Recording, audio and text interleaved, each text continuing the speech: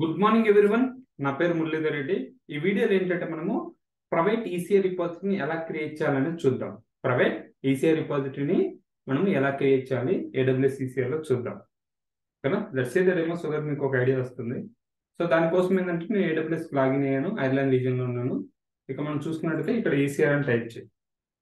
ECR అని type చేస్తే ఇక్కడ మనకు వస్తుంది చూడండి, ఎలాస్టిక్ కంటైనర్ రిజిస్టర్ వస్తుందా, దీని మీద క్లిక్ చేయి. చేసిన తర్వాత ఇప్పుడు మనం ఏం చేయాలంటే లెఫ్ట్ సైడ్ చూడండి, ఇక్కడ రిపాజిటరీస్ ఉందో చూడండి, దీని మీద క్లిక్ చేయండి. ఓకే, చేసిన తర్వాత ఈ వీడియోలో ఏంటి, మనం ప్రైవేట్ రిపాజిటరీ క్రియేట్ చేయాలి కాబట్టి రిపాజిటరీ క్లిక్ చేసిన తర్వాత ఇక్కడ ప్రైవేట్కి వెళ్ళండి. వెళ్ళిన తర్వాత ఇక్కడ క్రియేట్ రిపాజిటరీ ఉందా, దీని మీద క్లిక్ చేయండి.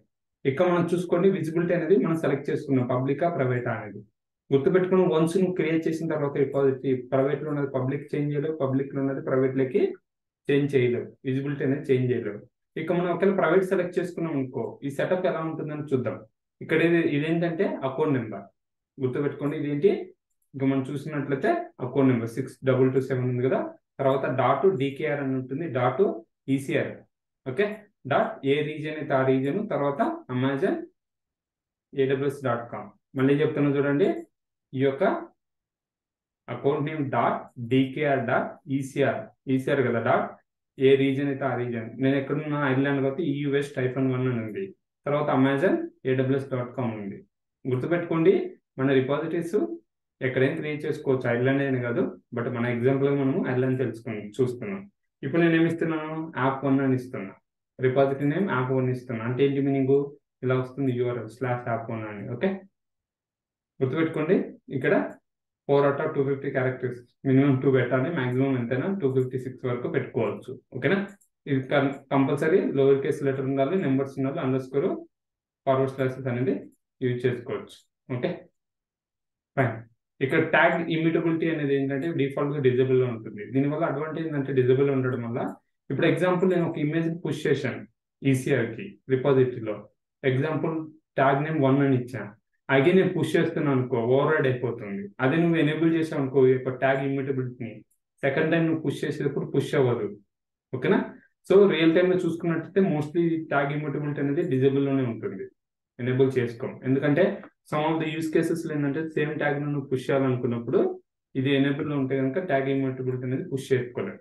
ఓకేనా, ఇక మనకు వార్నింగ్ కూడా ఇస్తుంది చూడండి, వన్స్ మనం క్రియేట్ చేసిన తర్వాత విజిబిలిటీ అనేది చేంజ్ చేయలేము, అంటే పబ్లిక్ నుంచి ప్రైవేట్ కి, ప్రైవేట్ నుంచి పబ్లిక్ కి చేంజ్ అనేది చేయలేము.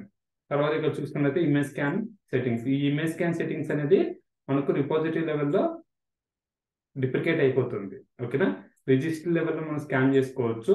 బట్ ఇప్పుడు మనకి ఒకవేళ ఇమేజ్ ని స్కాన్ చేయాలనుకుంటే దీన్ని ఎనేబుల్ చేయాలి. గుర్తుపెట్టుకోండి, మనం ఎనేబుల్ చేస్తే ఏమవుతుందంటే ఇమేజ్ పుష్ చేసిన తర్వాత, ఇమేజ్ మనకు ఈసీఆర్ పుష్ చేసిన తర్వాత స్కాన్ చేస్తుంది. ఓకేనా, పుష్ చేసే ముందు కాదు, పుష్ చేసిన తర్వాత ఇమేజ్ అనేది స్కాన్ చేస్తుంది. ఓకే, తర్వాత ఇక్కడ మనం చూసుకున్నట్లయితే ఎన్క్రిప్షన్ సెట్టింగ్స్ ఉన్నాయా. ఈ ఎన్క్రిప్షన్ సెట్టింగ్స్ లో ఏంటంటే మనం KMS ఎన్క్రిప్ట్ చేయాలనుకుంటే చేసుకోవచ్చు. గుర్తుపెట్టుకోండి, ఒకసారి నువ్వు ఎనేబుల్ చేసిన తర్వాత మళ్ళీ డిజేబుల్ కానీ చేంజ్ చేయలేదు. ఓకే, బట్ ఇది ఏంటంటే రియల్ టైమ్ లో చూసుకున్నట్లయితే KMS అనేది యూజ్ చేస్తాం మోస్ట్లీ. ఓకే, ఇక KMS లో ఏంటంటే డిఫాల్ట్ KMS అని యూజ్ చేసుకోవచ్చు, లేదా కస్టమైజర్ ఏదైనా సెట్టింగ్స్ ఉంటే కనుక కస్టమైజర్ వన్ గురికి మనకు ఆల్రెడీ క్రియేట్ చేసిన గురికే యూజ్ చేసుకోవచ్చు. మన కేసులో ఏంటంటే జస్ట్ ఎనేబుల్ చేస్తున్న డిఫాల్ట్ వన్, క్రియేట్ రిపాజిటరీ అని క్లిక్ చేయి. ఇప్పుడు క్రియేట్ రిపాజిటరీ అని క్లిక్ చేస్తే ఏమవుతుందంటే ఇక్కడ మనకు క్రియేట్ అయింది చూడండి. ఈ రిపాజిటరీ ఎలా ఉంటుందంటే ఈ రిపాజిటరీ నేమ్, తర్వాత URI ఉందా, URL ఏంటంటే ఇక్కడ చూసినట్టు చెప్పాను కదా, account number dot DKR dot ECR dot ఏ రీజన్ అయితే ఆ రీజన్, తర్వాత అమెజాన్ AWS.com/app1 అని ఉంది చూడండి, ఎప్పుడు క్రియేట్ చేసాం. ఓకేనా, ట్యాగ్ ఇమ్యూనిటీ డిజేబుల్ చేసామా, ఎనేబుల్ చేసామా, స్కాన్ ఫ్రీక్వెన్సీ మనం స్కాన్ ఎనేబుల్ చేసామా, లేకపోతే మాన్యువల్ గానా, తర్వాత ఎన్క్రిప్ట్ చేసాం, పుల్ త్రూ క్యాచ్ చేయమని మనం యాక్టివేట్ చేసామంటే చేయలేదు. ఓకే, ఇప్పుడు దీని మీద క్లిక్ చేస్తే మనకు ఇమేజెస్ ఏమైనా స్టోర్ చేస్తే ఇక్కడ మనకు కనపడతాయి. ఓకే, ఒకవేళ మనం ఎడిట్ చేయాలంటే ఎడిట్ అని క్లిక్ చేయండి. ఎడిట్ అని క్లిక్ చేస్తే చూడండి, రిపాజిటరీ నేమ్ చేంజ్ చేయలేకపోతున్నాం, పబ్లిక్ ప్రైవేట్ దాన్ని చేంజ్ చేయలేకపోతున్నాం. ఎందుకు, ఆల్రెడీ వార్నింగ్ ఇచ్చింది కదా. ఇక్కడ KMS దగ్గర చూడు, నువ్వు ఎనేబుల్ చేసిన తర్వాత డిజేబుల్ చేయలేకపోతున్నావు, లేదా చేంజ్ చేయలేకపోతున్నావు. ఓకే, తర్వాత దీని మీద క్లిక్ చేస్తే ఇక్కడ మనం చూడండి వ్యూ పుష్ కమాండ్స్ ఉంది కదా. ఇక్కడ మ్యాక్ వైస్ కానీ లైనక్స్ కానీ ఎలా పుష్ చేయాలి, ఫస్ట్ అథెంటికేషన్ చేసుకుని బిల్డ్ చేసి ట్యాగ్ చేసుకుని పుష్ చేస్తాం. ఓకే, లెటర్ వీడియోలు చూపిస్తాను ఎలా పుష్ చేయాలనేది, నో వరీస్. విండోస్కి అయితే ఇలా ఫాలో అవుతావు, గెట్ చేసుకుంటే పాస్వర్డ్ని చేసుకున్న తర్వాత పుష్ చేసుకుంటాం. ఓకే, అంటే ఇలా మనం ఒక రిపాజిటరీ అనేది క్రియేట్ చేస్తాం. ఒకవేళ మనం ఈ యొక్క స్పెసిఫిక్ రిపాజిటరీ మనం డిలీట్ చేయాలంటే దీన్ని సెలెక్ట్ చేసుకొని ఇక్కడ చూడండి, దానికంటే ముందు మనకు అకౌంట్కి వెళ్దాం, యాక్షన్స్కి వెళ్దాం, సమ్మరీ క్లిక్ చేస్తే ఇక్కడ చూడండి ఎప్పుడు క్రియేట్ అయింది, దాని ఏఆర్ఎన్ ఏంటి, ఓకేనా, ఇది పబ్లికా ప్రైవేట్ డిపాజిటరీ, ఎన్క్రిప్షన్ చేసామా లేదా, స్కానింగ్ ఏంటి, ఫుల్ కౌంట్స్ ఎన్ని, ఎంతమంది డౌన్లోడ్ చేసుకున్నారు ఇమేజ్ని ఇక్కడ మనం చూసుకోవచ్చు. ఓకే, తర్వాత ఇంకా చూద్దాం ఇంకా ఏమేమి ఆప్షన్స్ ఉన్నాయో. యాక్షన్ ఇమేజెస్ ఏమున్నాయో చూసుకోవచ్చు. ఇక్కడ ఇమేజెస్ మనకి ఏం లేవు. ఓకే, తర్వాత యాక్షన్స్కి వెళ్ళి పర్మిషన్ చూసుకున్నట్లయితే మనకేమో పర్మిషన్ స్పెసిఫిక్ ఏం డిఫైన్ చేయలేదు. ఓకేనా, అలో చేయాలన్నా డిలీట్ చేయాలన్నా స్పెసిఫిక్గా అనేది డిఫైన్ చేయలేదు కాబట్టి మనకేం కనపడట్లేదు. నెక్స్ట్ ఏంటి, యాక్షన్స్కి వెళ్ళండి, లైఫ్ సైకిల్ పాలసీస్ మనం ఏమైనా డిఫైన్ చేసామంటే లేదు. లెటర్ పార్ట్ వీడియోలో చూపిస్తే ఎలా డిఫైన్ చేయాలనేది. Okay, no issues.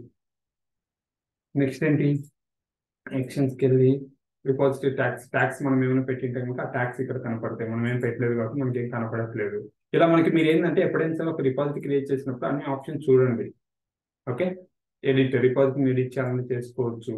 ఓకేనా, స్కానింగ్ ఒకవేళ నేను డిజేబుల్ చేయాలనుకుంటే డిజేబుల్ చేసుకోవచ్చు. ఇప్పుడు నేను ఎగ్జాంపుల్ డిజేబుల్ చేసి సేవ్ కొడుతున్నాను.